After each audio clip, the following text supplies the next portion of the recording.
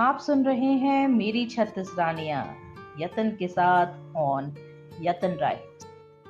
बेहतर होता है इरादों का पक्का होना, लेकिन अच्छा होता है कभी कभी बच्चा होना। दोस्तों नमस्कार, मैं यतिन आया हूँ लेकर यति लिखते हैं का पहला पॉडकास्ट सीरीज मेरी 36 रानियां। दोस्तों इस सीरीज में मैं आपको बताऊंगा कि एक ही इंसान को हर रोज कैसे इश्क हो सकता है। दोस्तों ये पॉडकास्ट डेडिकेटेड है ऐसे ही एक आशिक मिजाज दिल फेंक आशिक को, यानी कि मैं। वो कहते हैं ना, इश्क जिंदगी में एक ही बार होता है, बिल्कुल गलत कहते हैं। मैं इस बात का पूरी तरह से खंडन करता हूँ। प्यार बांटने में विश्वास रखने वाला इंसान हूँ मैं। दोस्तों ये कहानियां सत्य घटनाओं से प्रेरित हैं और इनका वास्तविकता से सीधा सीधा नाता है। क्योंकि ये स्टोरी शुरू हुई थी मैथमेटिक्स के क्लास से, तो चलो फॉर टाइम बीइंग हम लोग इस एपिसोड का नाम मैथमेटिक्स क्लास रखते हैं और स्टोरी की हीरोइन उसका नाम स्निग्धा मान लें। तो ऐसे हुआ कि एसएससी में थोड़े ठीक ठाक मार्क्स आ गए, तो बाकी लोगों के जैसे मैंने भी इंजीनियरिंग में एडमिशन तो ले लिया, लेकिन ये थोड़ी बताया था किसी ने कि पढ़ना भी बहुत पड़ता है।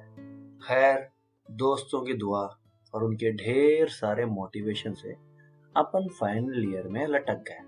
घर वालों ने जिद पकड़ ली कि क्लासेस लगा ले, नहीं तो पास नहीं होगा वगैरह वगैरह। खानदान में कोई फेल नहीं हुआ, क्या करेगा तू जिंदगी में, ना कोई नौकरी मिलेगी ना छोकरी मिलेगी, ना ढंग से कोई शादी होगी तेरी, एक्सेट्रा एक्सेट्रा एक्सेट्रा। मैंने भी रोज रोज की किरकिर से बचने के लिए ज्वाइन कर लिया मैथ्स के लिए एक क्लास। यहाँ पर पहला एक हफ्ता तो सूखा सूखा चला, ना सब्जेक्ट समझ में आ रहा था ना ही क्लास, मतलब एकदम सूखा माहौल।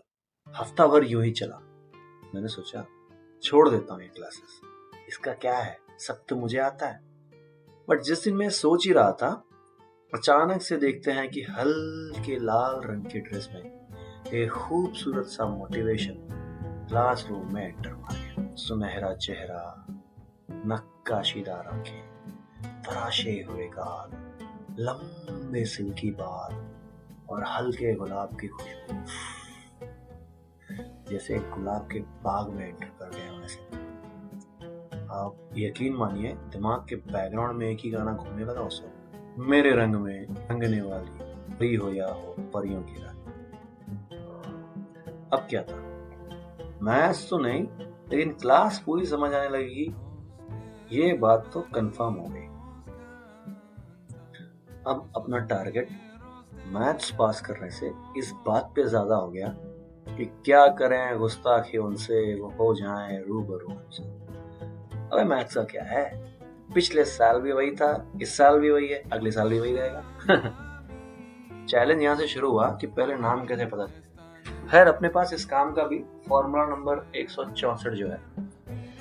अक्सर लड़कियां क्लास खत्म होते ही सबसे पहले बाहर निकल जाती हैं और सीधे छूमंतर हो जाती हैं। उनकी स्पीड को मैच करना लगभग नामुमकिन होता है। तो इसीलिए मैंने भी बिना टाइम वेस्ट किए जैसे ही क्लास खत्म हुई लपक पड़ा। हाय विच कॉलेज, पूछ ही लिया, आंसर पॉजिटिव आया। फिर तो आप यहाँ सिर्फ मैथ्स के लिए हो? उसने कहा नहीं, मैथमेटिक्स और मैकेनिक्स भी। ओह, तो आपके भी 6 के 6 सब्जेक्ट्स रह गए। मैंने थोड़ा सा ओवर स्मार्टनेस दिखाई। वो जोर से हंसी और बोली ना, बट आपके रह गए हैं क्या? चला 1 सेकंड में पूरी इज्जत जाने जैसी हो गई यार। फिर भी बेशरम हम, हाँ वो एक्चुअली 6 ही रह गए हैं, बाकी के क्लियर है। ऐसे टोटल 7 सब्जेक्ट्स ही थे। By the way your name is Natasha ना? मैंने झट से बात घुमाया। ना, स्निग्धा। ओह सॉरी, मेरे को लगा Natasha. Anyways I am Yatin. खैर दोस्तों, ये नताशा नाम आपको हर कहानी में मिलेगा। मुझे तो कभी कभी लगता है मेरा नाम ही नताशा की खोज रखना चाहिए था। खैर इसके पहले मैं बात आगे बढ़ाऊं, उसने ही पूछ लिया, you coming to class from first day से? यस यस, एकदम फर्स्ट डे से, बड़े रवाब से बोला। तो क्या you can give me notes for the first few days? Actually, I joined late, na. I was like, अबे नोट्स? ये कैसा होता है, कैसे बनता है? लेकिन भाई नोट्स तो देना जरूरी है, नहीं तो इम्प्रेशन कैसे बढ़ेगा? मैंने झट से बोला, हाँ हाँ नोट्स नोट्स नोट्स है ना, कल कल लेके आता हूँ, देता हूँ मैं आपको। अब कल का टाइम तो ले लिया, लेकिन भाई नोट्स लाऊंगा कहाँ से? अब बस इस कन्वर्सेशन के बाद हम अपने अपने घर निकल लिए, लेकिन दिमाग में इतने सारे गाने और डायलॉग शुरू हो गए, ख्याली पुलाव बनने लगे। जुहू बीच पे जाएंगे, पाव भाजी खाएंगे, मरीन ड्राइव पे घूमेंगे, भुट्टे भुट्टे खाएंगे, वगैरह वगैरह। अब उसके सामने से मेरा शरीर तो जा चुका था, लेकिन आत्मा कहीं और ही ट्रैवल कर रही थी। खैर वो कल आई, बड़े प्यार से आते ही बोली, हाय कशा हैस, मतलब कैसा है तू नोट्स लाया क्या? हाँ नोट्स, हाँ हाँ क्लास के बाद देता हूँ। अब ये सीरियस हो गया मैटर यार, नोट्स किधर से लाने का, और नहीं लाया तो ये तो स्टार्ट में इंप्रेशन डाउन। क्या सोचेगी वो? क्या मैं झूठा हूँ? क्या मैं फेक हूँ? कुछ करना पड़ेगा बॉस, ठीक है ना? अब तक मुरारी लाल मेरे साथ बैठा था फर्स्ट डे से, उसका असली नाम तो याद नहीं है। खैर मुरारी लाल आया, उससे नोट्स मांगा, और बस यहाँ की पतंग वहां। क्लास खत्म होते ही उसने नोट्स पूछा, मैंने बोला 2 मिनट रुको, लेके आया। नोट्स तो बैग में ही था, अभी तो लिया था उससे। अब नोट्स दिया है तो नोट्स तो मिल ही जाएगा, पास फेल का क्या है, एग्जाम तो फिर से आएगा। खैर इसी बहाने हमारी बातचीत आगे बढ़ने लगी। अब हम थोड़ा जल्दी आते अगर क्लास में, तो बाहर जूस पीने चले जाते साथ, थोड़ा क्लास के बाद नाश्ता वगैरह भी कर लेते, कभी कभी पानी पूरी, भेलपुरी वगैरह। ये सिलसिला कुछ दिन चलता रहा। एक दिन हम तालाब पाली पे वॉक ही कर रहे थे कि उसने अचानक से मेरी फैमिली के बारे में, यानी कि मॉम डैड क्या करते हैं, भाई बहन कितने हैं, कौन से कास्ट का हूँ, कम्युनिटी क्या है, वगैरह वगैरह पूछना शुरू किया। अपना तो इतना सीरियस कुछ इरादा नहीं था, मतलब यार इतना लंबी सोच की कैपेसिटी नहीं थी ना माइंड की अपने। मैंने पूछा इतना क्यों पूछ रही हो, तो उसने ये कह के टाल दिया कि उसकी फ्रेंड श्रेया के डैड का ऑफिस भी मेरे घर के पास ही है, इसलिए पूछ लिया। ये श्रेया उसके बचपन की फ्रेंड एंड नेबर, दोनों खुद को एस्क्वायर बोलती हैं, दोस्त के नाम पे।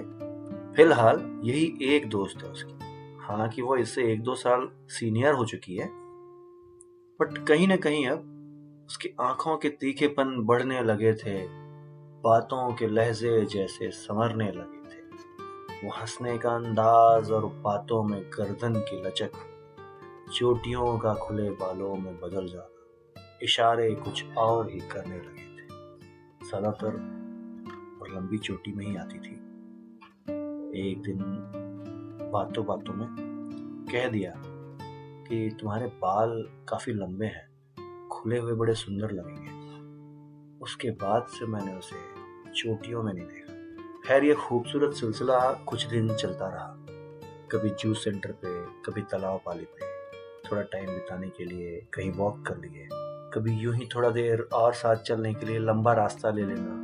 इन सब में कितना टाइम निकल गया पता ही नहीं चला, और जब पता चला तो ये पता चला कि हमारा कोर्स तो पूरा हो चुका है और उसको पुणे के पास किसी और कॉलेज में एडमिशन भी मिल चुका है, और वो और उसकी फ्रेंड श्रेया के साथ शिफ्ट हो जाएगी। ये सुन के मेरा दिल बैठ गया। ऐसे अचानक क्यों? कल परसों ही तो हम एग्जाम्स के रिजल्ट की बातें कर रहे थे, हमने ये भी डिसाइड किया था कि आगे की स्टडी कहाँ से करेंगे, कैसा करियर बनाना है, और न जाने क्या क्या। एक मोमेंट में ही सब साइलेंट हो गया। अब भले ही मैं 10 मिनट जल्दी आ जाऊं या लेट आऊं, कोई नहीं वेट करता था, और ना ही मेरे इंतजार का कोई फायदा। अब तक मेरा भी रिजल्ट आ चुका था, मैं भी पास हो गया था, मैंने भी जानबूझ के पुणे की कॉलेज में एडमिशन लिया, और मैं इस बात से इतना खुश था कि फाइनली हम फिर मिलने वाले हैं। अब उस समय दोस्तों मोबाइल फोन्स नहीं हुआ करते थे, सिर्फ लैंडलाइन फोन होते थे, और वो सिक्के वाले फोन होते थे, लाल डब्बे तो बातें इतनी फ्रीक्वेंटली शेयर करना नामुमकिन था, कोई ऐसा जरिया नहीं था। कबूतर तब तक डिसअपेयर हो चुके थे। खैर, जिस दिन पुणे शिफ्ट हुआ, सबसे पहले अपना बैग रखते ही उसका कॉलेज ढूंढा और उसको मिलने निकल पड़ा। काफी एक्साइटेड था। बस अभी थोड़ी देर में बात होने वाली थी हमारी। काफी देर यहाँ वहां भटकने के बाद कुछ नहीं पता चला। मैंने वापस जाने की सोचा और थोड़ा डिटेल्स निकालने का, पता करने का डिसाइड किया।